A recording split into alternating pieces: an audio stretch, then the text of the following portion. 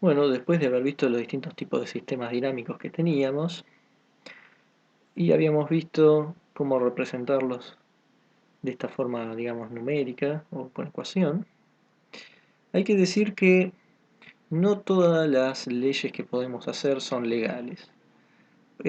O sea, no alcanza con que sea determinística, sino que también debe ser reversible.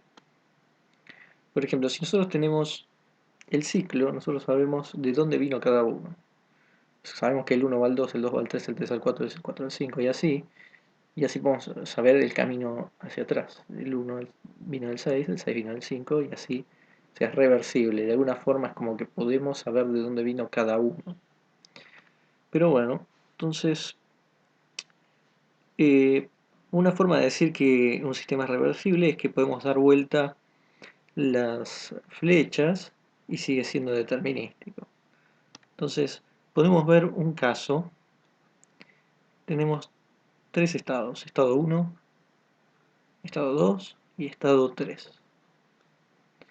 Del estado 1 va al estado 2, del estado 2 va al estado 3 y del estado 3 va al estado 2. Entonces, del estado 1 vamos al 2, del 2 al 3, del 3 al 2, del 2 al 3 y así sucesivamente. Lo que podemos decir es que no hay ambigüedad hacia el futuro. El problema es qué pasa cuando vamos hacia atrás. O sea, del 2, o sea, si empiezo por el 3, por ejemplo, vine del 2. Pero del 2 nunca voy a poder saber si vine del 1 o si vine del 3.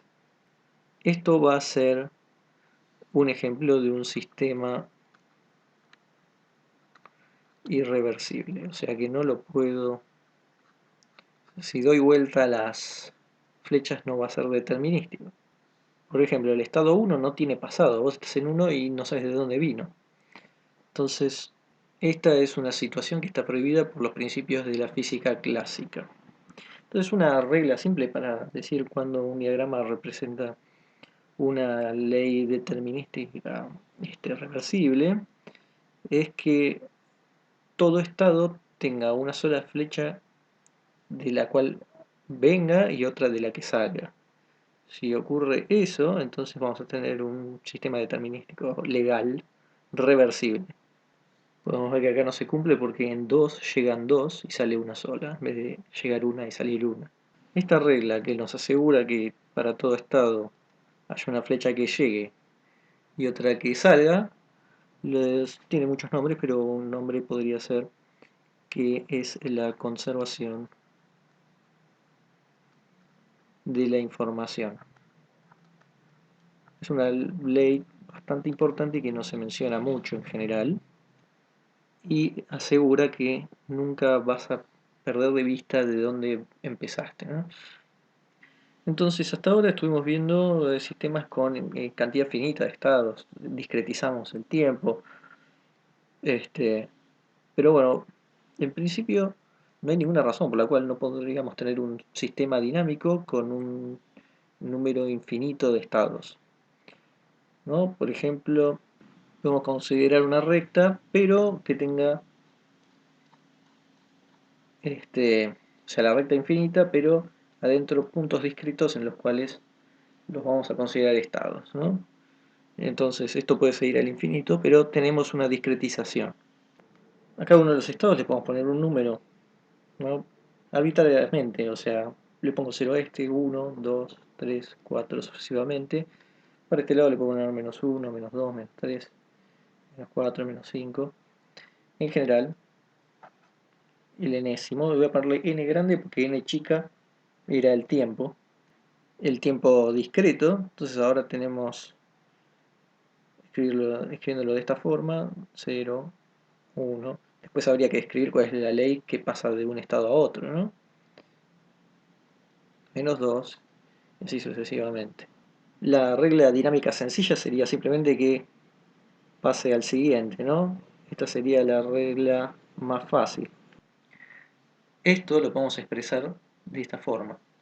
Si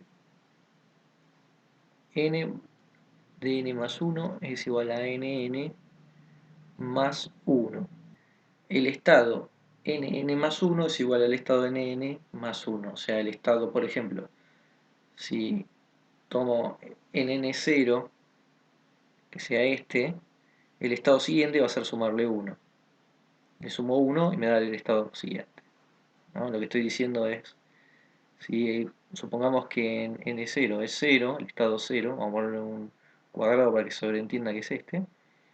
Entonces, el estado n más 1, el estado 0 más 1, más 1, que es igual n1, tiene que ser igual a el n0 más 1. Este estado es el estado 0, ¿ok? Entonces, eso nos da lo que tiene que ser el estado 1. Lo tenemos acá, ¿no? Estos, el estado 1. O sea, acá tendría el 0 más 1, que da 1. Ese 1 es el estado n1. n1 es el 1. Y así sucesivamente. Para el siguiente va a ser el 2, el 3, el 4. Y así tengo la evolución. Dado 1, el próximo es sumarle 1. Otra regla parecida podría ser, en vez de sumarle 1, restarle 1 y simplemente lo que va a hacer es ir hacia el otro lado. Podemos considerar también esta ley, que sea que n de n más 1 sea igual a nn y más 2. Lo que tiene esta ley es que uno va a saltear, ¿no? Porque uno puede arrancar en 0, después sumarle 2 y saltea el 1, ¿no? Y entonces siempre saltea, no va a pasar por todos los estados. Ahora, todo depende de dónde se empiece. Si empiezo en 0, voy a pasar por todos los pares, ¿no? Tanto desde atrás hacia adelante. Si empiezo desde el 1, desde el menos 1, desde cualquier impar, voy a pasar por los impares. Entonces uno tiene como dos subciclos, ¿no? Tengo 0, 1, 2, 3, 4, 5, por ejemplo, y para atrás también. En los pares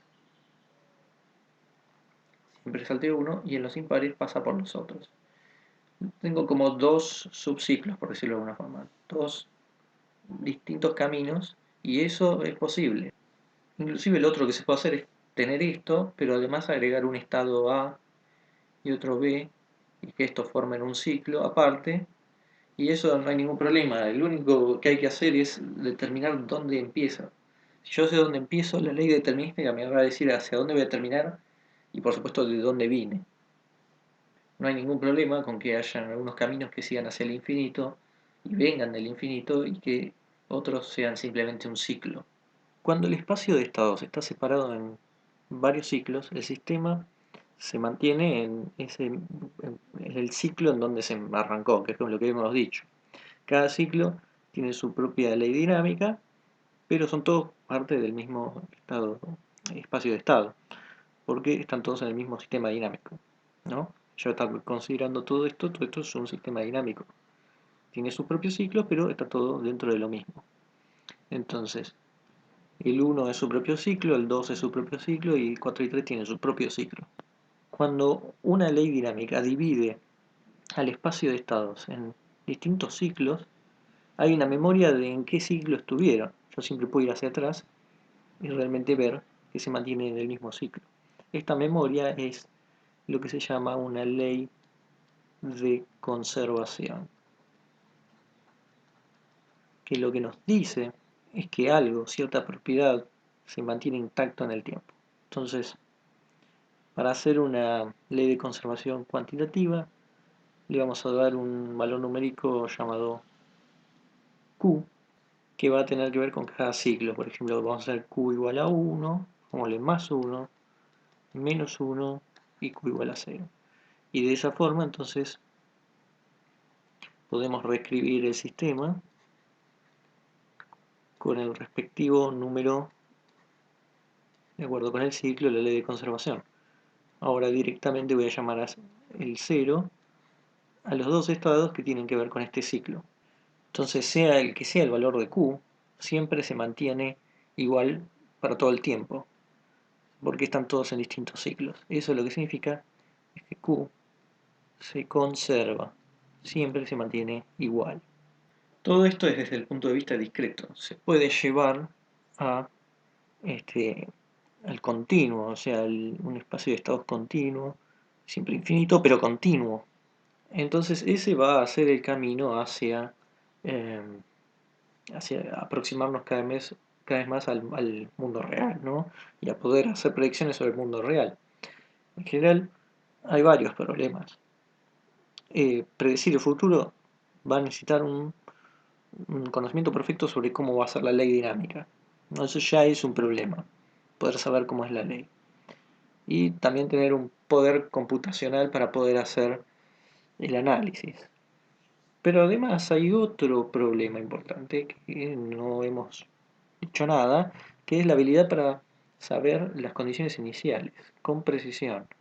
Entonces, uno, como está expresado acá, es muy fácil saber de dónde vino, dado dónde empecé, hacia dónde va a evolucionar.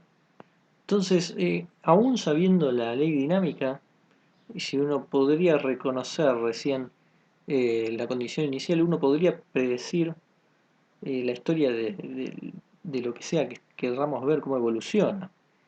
Pero sin embargo en el mundo real nosotros tenemos un espacio de estados continuo, infinito, y eso lo que significa es que en vez de tener puntos discretos, uno modela, uno, en general la mecánica clásica la modela sobre un continuo, donde son dos puntos infinitos uno al lado del otro, ¿no? Donde dependiendo de dónde arranque, depende de dónde tomemos la condición inicial, entonces va a depender hacia dónde va a evolucionar una partícula, por ejemplo. Entonces no es lo mismo que arranque acá y que arranque acá una partícula, dado una ley dinámica. Pero además, tampoco va a ser lo mismo que arranque acá y que arranque apenas al lado. Eso puede hacer que según la ley dinámica pueda terminar siendo dos cosas completamente distintas y ni siquiera se parezcan. Estas cosas pueden llevar a que no sepamos cuáles son las condiciones iniciales con precisión infinita, o sea, saber exactamente dónde arrancó, dado que nosotros estamos viendo una partícula acá y otra acá. No podemos saber exactamente, justo precisamente de dónde salieron, por lo menos no con la precisión infinita, perfecta.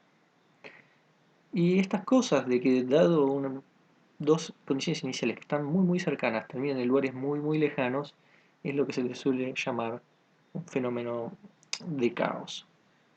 Si un sistema es caótico, que hay muchos sistemas caóticos, si son caóticos, entonces esto implica que aún teniendo un buen poder de análisis del sistema, este, la predictibilidad, poder predecir un una partícula en un estado y después al siguiente estado va a ser muy difícil.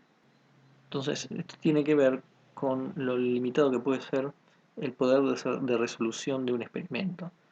Y esto tiene que ver con justamente tomar un espacio de estados continuo. Y es importante aclarar que hasta ahora no hablamos nunca de nada cuántico, donde ahí se pueden discretizar o hacer una aproximación con los estados. Acá en mecánica clásica tenemos un continuo, eh, el tiempo es continuo, el espacio es continuo, y nuestro estado de espacios va a ser siempre continuo, y entonces vamos a tener este tipo de problemas. Pero aún así, a pesar de todo, se pueden generar leyes en donde vamos a tener cierto poder de poder predecir. Por ejemplo, un planeta lo vemos hoy, sabemos de dónde estuvo, a dónde va a estar. ¿No? Esas cosas funcionan porque esto que dijimos discretizado y de forma simple funciona, pero a otro nivel. Entonces, al funcionar, uno puede hacer predicciones y saber de dónde vino. Pero va a tener sus límites, va a tener sus márgenes de errores, como todo, pero no se puede negar que funciona. Y eso es lo que podemos ver en la ciencia de hace ya varios cientos de años.